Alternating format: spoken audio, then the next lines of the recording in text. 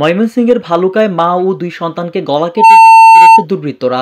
সোমবার সকালে ভালুকা পৌরসভার ৭ নং ওয়ার্ডের একটি বাড়ি থেকে হত্যাকাণ্ডের শিকার নিহতদের মরদেহগুলো উদ্ধার করে ভালুকা মডেল থানা পুলিশ। নিহতের স্বামী রফিকুল ইসলাম নেত্রকোনার কেন্দুয়া উপজেলার সেনের বাজার এলাকার বাসিন্দা।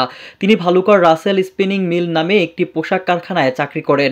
পরিবার নিয়ে তিনি পৌর শহরের ৭ নং ওয়ার্ডের টিএনটি রোডে হাইউম মিয়ার বাড়িতে ভাড়া থাকেন। স্থানীয় সূত্রে জানা গেছে, সোমবার সকাল ৯টার দিকে রাতের ডিউটি শেষে বাসায় ফিরে এসে রফিক বাড়ির দরজা তালা লাগানো দেখতে পান। অনেক ডাকাডাকির পর সাড়া না পেয়ে তালা ভেঙে ঘরে প্রবেশ করে স্ত্রী ও দুই সন্তানের গলাকাটা মরদেহ দেখতে পান।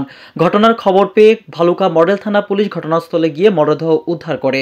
প্রাথমিকভাবে ধারণা করা হচ্ছে, পরিকল্পিতভাবে ৩ জনকে গলা কেটে হয়েছে। এ বিষয়ে গফুরগাঁও সার্কেলের এএসপি মনতুর সাহা বলেন, এটি একটি মর্মান্তিক হত্যাকাণ্ড।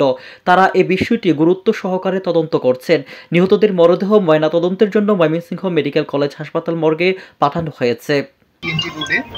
একটা বাসায় ৩ জন হত্যাকাণ্ডের শিকার হয়েছে। এরকম আমরা সমস্ত আসি, আসার পরে আমরা দেখতে পাই যে এখানে টিম রাইসা তার হচ্ছে বাচ্চা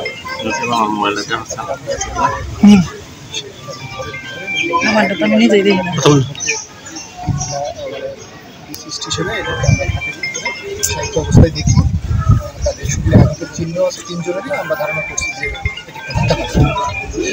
পরবর্তীতে রেসপন্স করে সন্ধান বাকি কার্যক্রম চলছে। বাকি কার্যক্রম শেষ করে এটা আইনগত যে ব্যবস্থা আমরা প্রাথমিক পর্যায়ে তদন্তের পর্যায়ে আসলে আমরা সবকিছু তদন্তের স্বার্থে আমরা এখনই বলতে চাচ্ছি না।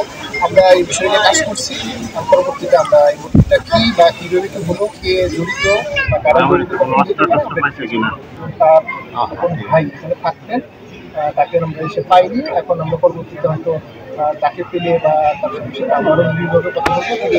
ভালুকা থেকে মাসুম আলীর রিপোর্ট, আমার বার্তা ডিজিটাল।